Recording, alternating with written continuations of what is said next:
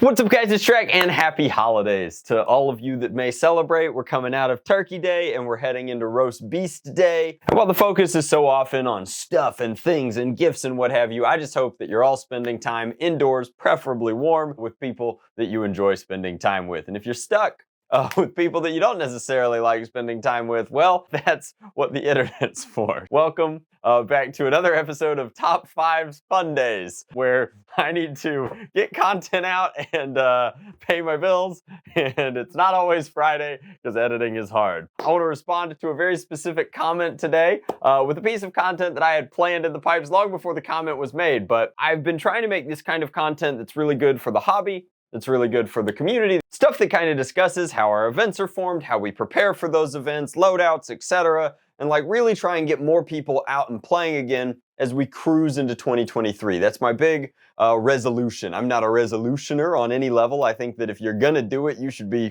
doing it today. But I want to get more people out of the internet land and into the pew land, because the more people we have at events, the better it is for everyone in the hobby. But on my last video, I wanted to talk about budget and then entry-level kind of loadout stuff. And I think that if you've been in the hobby for a while and you take an honest look at what your loadout costs, it's very likely that it's worth more than $100. But somebody took a look at my take of like, if you're getting started in the hobby, this is how I would spend $100. And they were like, Drac, that's tone deaf. You don't have any idea how much $100 is. You don't know what you're talking about. That's a ton of money, and it's too much to get started. And you know what?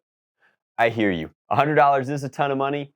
Times are tough. Going into the holidays, trying to take care of everybody and everything can be expensive. So I figured that for this list, at least time locked into this internet video right now in late 2022, I would talk about my top 5 budget blasters. Now, while the best thing about the hobby is that the best blaster is the one that you modify and build yourself always, the next best thing is something new and fun to tinker with or try out as a for funsies blaster, or maybe a loner, or this is your entry-level primary. And we've got a little something for everybody on this list, but before we get into number 5, I'd like to discuss that our honorable mentions are twofold. It's thrifted and then secondhand blasters. So thrifted speaks for itself, right? That is your, I found it in the bargain bin at Goodwill, I found it at the thrift shop, I found it at the secondhand store, and usually you can get a solid blaster for less than $10 across the board there. Now there's no consistency to it. Sometimes you find a long shot for $3, sometimes you find a night finder for $10. But by and large, especially the things that don't have the Nerf logo on them, you're gonna get a pretty good deal. And that is always a really great feeling. So if you're looking to get into the hobby and you just have very, very little funds to play with, a good way to get a base blaster is to hit a local ring of Goodwills. Try not to spend a fortune in gas while you're doing it. I know that EOC and I used to hit Goodwills on the way to Nerf Wars when we were traveling, 3 or 4 or 5 hours for Nerf Wars. We were already spending the gas getting to the Nerf War, and that was usually a pretty good opportunity to hit up like a little heat map of Goodwills along the way. Plus, it had the added benefit of if you found something really sweet, you could usually trade it at the war that you were going to. Now that doesn't work if you do it on the way back, but then you have something new to tinker with after the event. Second fold in our honorable mentions would be the Blaster Barn. That's blasterbarn.com, and this is a collaboration between legendary nerfer Flying Chicken and myself as we try and start a kind of online thrift environment for gently used, graded, lightly used, or collectible blasters. And that is our attempt to kind of reduce, reuse, recycle through the lens of the internet. We use a lot of sustainable packaging materials in that endeavor. We're trying our very best to get blasters into the hands of people who want them for projects or collections or nostalgia. So we've got a pretty good sort of setup there where you can find a specific blaster at a very reasonable price. It's a little more than Goodwill or thrifting, but it's certainly way less than going on eBay or something along that lines. So coming in at number 5, we have the Liberator by Adventure Force. This is the Ballistics Ops kind of rival knockoff. And I'm hesitant to call it a rival knockoff because it is a high performance, great ergonomics, single, shotgun style blaster. Has 10 rounds of capacity, comes with 10 rounds, comes with switchable twist plates. Not a lot about it to say other than I think that this is one of the better ergonomic shotguns in the rival realm, so to speak, and it comes in at $17, which is not a sale price. That is under $20 all day, every day. If your group or your friend group plays with a lot of rival, it's a great scavenger blaster. It's a great performance blaster in the sense that it gets over 100 FPS right out of the package, and it's got room to improve. I think that it's a pretty sweet thing that goes under the radar a lot of the time. But let's move on to number 4, which is something we've talked about before.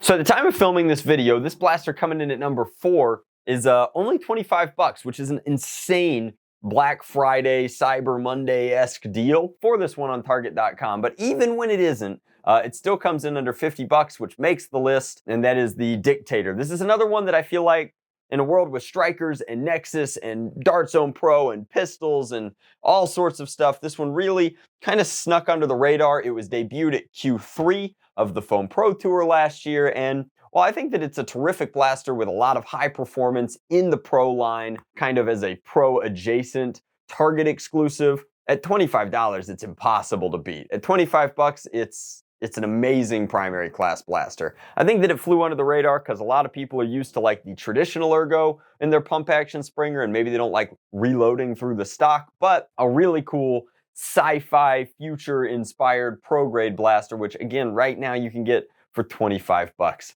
Very tough to beat. Pretty insane deal. And even when that sale is over, $50 is a pretty reasonable price for a pro grade performance class blaster. I think that it's pretty sweet, but let's move on to number 3.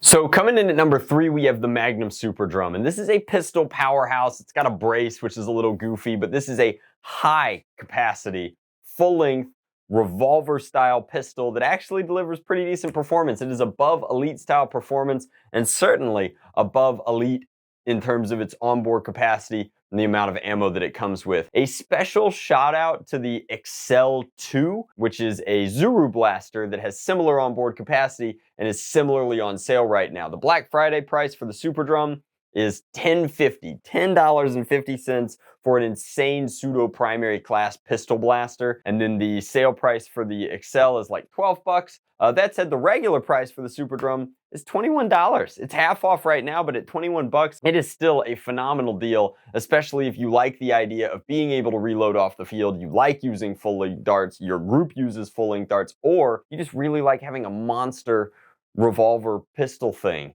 There's nothing wrong with that. It's got kind of anime vibes in that regard. But let's move on to number 2, which also has a lot of onboard capacity.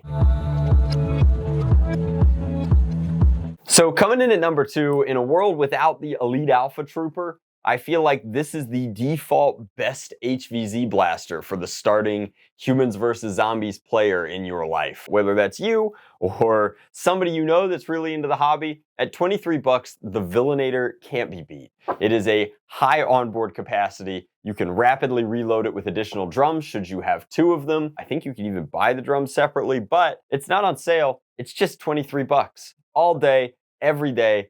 Pump action, full length, primary class blaster, plenty of performance, all for about $20. That's what made the Elite Alpha Trooper so good back in the day, is that, you know, and the Alpha Trooper before it is for, you know, $20 you could get a pump action primary class blaster that had accessories, that had compatibility, that was phenomenal on an HVZ field. Rapid reloading, off the field reloading, everybody was using full length darts back then. It was bliss. That said, the Villanator does everything that you need to now for your super stock wars or your humans versus zombies battles, especially when you can get full length dart reloads relatively cheap, either out of the zombie bin or at your local Target, Walmart, etc. There's a lot of options for the Villanator, but at $23, it is a pump action powerhouse that is really tough to top.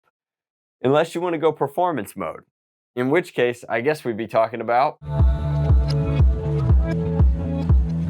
number 1, which is unavoidable. I know, we've made memes about it for 2 years now. It's impossible to imagine the run that this blaster has had. It's got aftermarket kits. It's done incredibly well. It seems like I see a new one every time I run an SCNC war, and I saw dozens, probably over 100 of them at End War this year. But it's the Nexus Pro. It's the elephant in the room. It's the bar by which your performance blaster is measured. If you can't do better than a Nexus Pro for $40, just buy a Nexus Pro. Ask my buddy Brett. Buy a Nexus Pro. And while it might be a little overdone and it might be a little cliche at this point, for $40, getting a full-length and half-length compatible performance-grade pro-level blaster with pump action attributes, the ability to put any stock or sights on it that you want. It's just impossible to beat. I personally prefer the Striker, but in a world where Target upped their prices $10, making the Striker clock in at a $60 MSRP, you have to wait for a sale, whereas Walmart was like, Target's going up, we're going down. They took the high road, we're going low.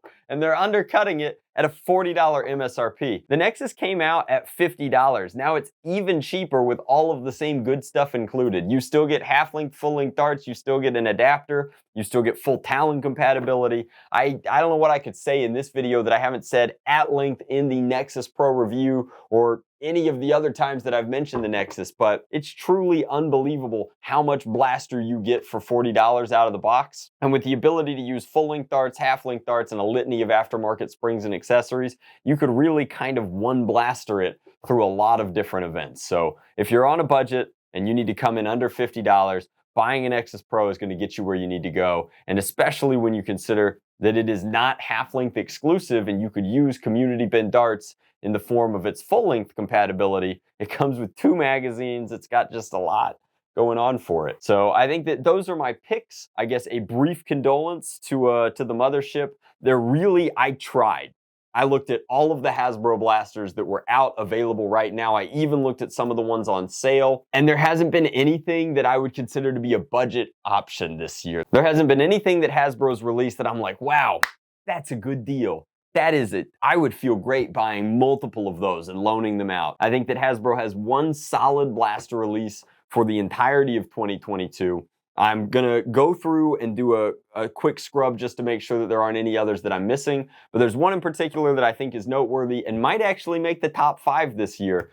But for the time being, they definitely don't have any options for the budget nerfer in the same way that they don't really have any budget options across their other brands. Hasbro kind of made a pact this year to increase shareholder profit at all costs, and the people paying the price for that seem to be us. So in terms of our budget options, there's a lot of retailers doing a lot of great stuff out there, and you get a lot of these kind of in-house brands in the form of Adventure Force and Max and what have you. But in a world where the knockoffs have become a higher performing product than the name brand, it's hard to ignore that the budget blasters tend to be some of the better ones. That's my list of top 5. If you've got suggestions or inclusions, anything that you think that I missed, maybe I was a little too generous to things that were on sale presently, although I hope that the sales stick around, then let me know in the comment section down below. And of course, I guess to end it on a super positive note, I really hope that you guys are enjoying your holiday seasons. I hope that you're getting a little bit of time off to take care of yourselves and work on some projects. I know that I'm excited